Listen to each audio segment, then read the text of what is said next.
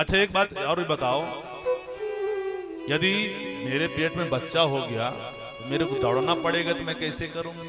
अरे बोले तुझे कौन से दौड़ में हिस्सा लेना है? अरे बोले घर में आग लग गया तो नहीं दौड़ना पड़ेगा, भूकंप आएगा तो नहीं दौड़ना पड़ेगा।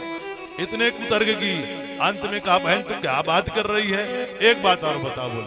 बोले खा लो। अच्छा मैं खा लेती हूँ। एक बात ये बताओ, मैंने सुना है सुखदेव जी माँ के पेट में 12 वर्ष तक रहे, क्या ये बात सही है? बोले हाँ बात तो बिल्कुल सही है। अरे यदि मेरा बच्चा 2-4 वर्ष रह गया मैं बिना मौत के मर जाऊंगी, मैं तो फल को नहीं खाने वाली। एवं कुतर्क योगेन तत्फलम नहीं भक्षितम। इतने कुतर्क किए कि अंत में फल को खाया ही नहीं।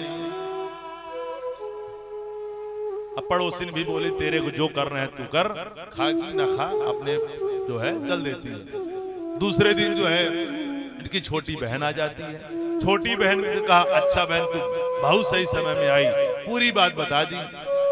अब बहन तो चाहती थी कि इसका कुछ ना हो, इसका माल अपना हो जाए। बोलिए राधे राधे। तो बहन को जैसे बताया, बहन ने कहा अरे फल से भी कभी बच्चे होते हैं, तू चिंता मत कर। तो ऐसा कर, मैं गर्भ से हूं, मेरा जो बच्चा होगा तो मैं रातों रात तुमको लाके सौंप दूंगी। अपने पति को झूठ मूठ बताते रहना मैं खा ली हूं, और परीक्षा करने के लिए इस फल को गाय को खिला दो, हैं तो देखेंगे जो होगा। फिर ऐसा कर लिया, बात कर ली अपने। बोले मेरे पति को थोड़ा बहुत पैसे दे देना, और पैसे देने पर ही मान जाएंगे। अब इधर गाय को फल खिला दिया। कुछ दिन के बाद बहन का बच्चा होता है। बहन का बच्चा रात्रि में, अब बताइए इतना सरलता भी बेकार होता है। पंडित जी महाराज इतने सरल थे, ये तो क्या कहेंगे, अति सरल। बोलिए राधे राधे। रात्रि में बहन ने लाके बच्चा दे दिया धुंधली को, और धुंधली ने जाके पंडित जी को दिखा दिया। पंडित जी को ये पता नहीं चला कि बच्चा किसका है, अपना बच्चा ही मान करके जा करके सबको कहानी सुनाने लगे। दिव्य पुत्र जन्मोत्सव मनाया, और 3 महीने बाद जिस गाय को फल खिलाया था उसने भी दिव्य पुत्र को जन्म दे दिया है। सर्वांग सुंदरम दिव्यम निर्मलम कनकप्रभम। इतना दिव्य पुत्र है गाय का कि पूरा शरीर मानव जैसा है, कान किसके जैसे हैं, गौ के समान। इसलिए उस पुत्र का नाम रखा जाता है गोकर्ण। अब इनका नाम सोच ही रहे थे, जो इनका पुत्र था कि नहीं था, जो भी समझिए। बोलिए राधे राधे। धुंधली जो है खड़े हो गई आगे, बोले रुक जाओ, 9 महीने पेट में मैं रखी हूं, इसका नामकरण भी मैं करूंगी। बोले बताओ क्या नाम रखोगे? बोले मेरा नाम है धुंधली, तो मेरे पुत्र का नाम होना चाहिए धुंधकारी। धुंधकारी नाम से दोनों बच्चे बड़े होते हैं, और जैसे बड़े होते हैं दोनों ख्याति को प्राप्त किए। लेकिन एक होता है विख्यात, तो दूसरा होता है कुख्यात। गोकर्ण जी महाराज जिस गली से निकल जाएं, सब हाथ जोड़कर खड़े हो जाएं, चरणों को छूने लगे।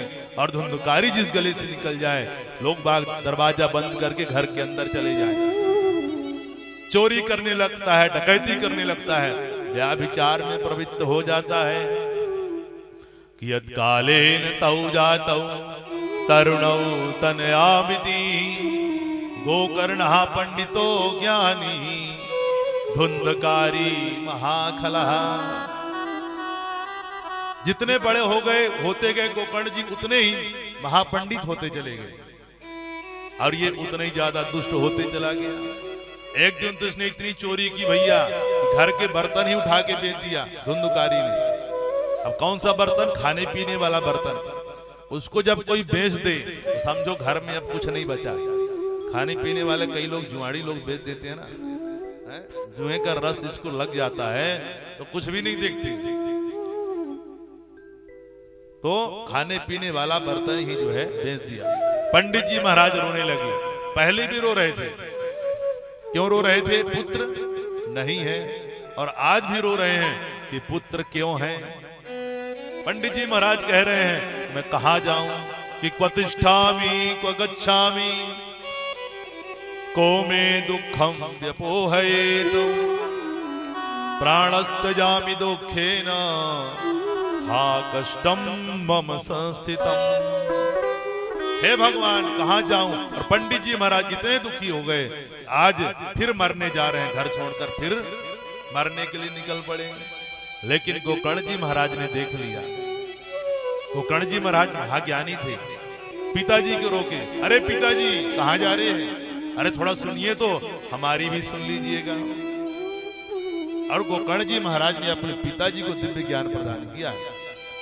पिताजी इस संसार में कोई भी सुखी नहीं है कि न चेन्द्र से सुखम किंचिन न सुखम चक्रवर्तिना सुखमस्ति विरगतस्य मुनेरेकांत जीवनः। कोई तन दुखी कोई मन दुखी, कोई धन बिन रहत उदास, और थोड़े थोड़े सब दुखी सुखी राम के दास। राम के दास कभी न होवे उदास।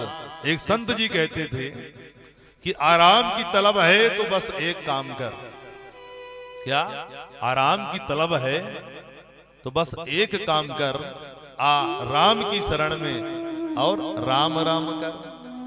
आ राम की शरण में और आराम में ही राम छिपा है, आराम की शरण में और राम राम कर। भैया जो विरक्त हो जाता है, भगवान की शरण में हो जाता है, उसी को परम शांति की प्राप्ति होती है। अपने पिताजी को समझाते हैं, पिताजी अरे त्रैलोक का अधिपति जो है ना इंद्र, वो भी बेचैन रहता है, वो भी देखते रहता है कोई 100 यज्ञ ना कर ले, नहीं मेरे पद के लिए आ जाएगा। कोई तन से दुखी है, कोई मन से, कोई धन से। इसलिए पिताजी विरक्त होकर के क्या करिए, भगवान के चरणों का ध्यान करिए। क्योंकि संसार में बांधने की हमको दो रस्सियां हैं जिसमें हम लोग बंधे हुए हैं। कौन कौन सा? एक अहमता और दूसरा ममता। अहमता मतलब ये शरीर हम लोग कहते हैं ना मेरा है, और 2 श्लोक में बड़ा दिव्य ज्ञान दिया है। आइए उन श्लोकों को पहले सुन ले, फिर बड़े प्रेम से अर्थ श्रवण करेंगे। कि देहे स्थिमान सरुधरे बेमतिम तजत्वम जाया सुतादि सदा ममता विमुंजा पश्यानि सम जगदिदं क्षण भंगनिष्ठं वैराग्य राग्य रसिको भव भक्ति निष्ठा धर्मं भजस्व सततं तज लोक धर्मान् सेवस्व साधु पुरुषान् जहि काम तृष्णा अन्यास दोष गुण चिंतन मासु मुक्त्वा सेवा कथा रसमहो नितरां पिबा त्वम्। तो हम लोग भैया 2 रस्सियों से बंधे हुए हैं, ध्यान से सुनेंगे। कौन कौन सा? पहला अहमता। अहमता मतलब ये शरीर मेरा है। ये शरीर हमारा हो सकता है क्या? नहीं हो सकता। ये शरीर तो भैया कितने छोटे मोटे कीड़े मकोड़े भी शरीर में रहते हैं, वो भी कहते होंगे शरीर मेरा है, और हम भी कहते हैं शरीर मेरा है। और ये शरीर नहीं है भैया, शरीर है धर्मशाला की तरह। धर्मशाला कैसे बनाई जाती है? धर्मशाला जैसे होता है ना जगह जगह अंशदान से, भैया थोड़ा पैसा तुम दे दो, थोड़ा तुम दे दो, थोड़ा तुम दे दो, सबको मिलाया धर्मशाला तैयार हो गया। कि शरीर भी एक धर्मशाला है। कैसे बनी है धर्मशाला? 5 तत्वों से मिलकर बनी है।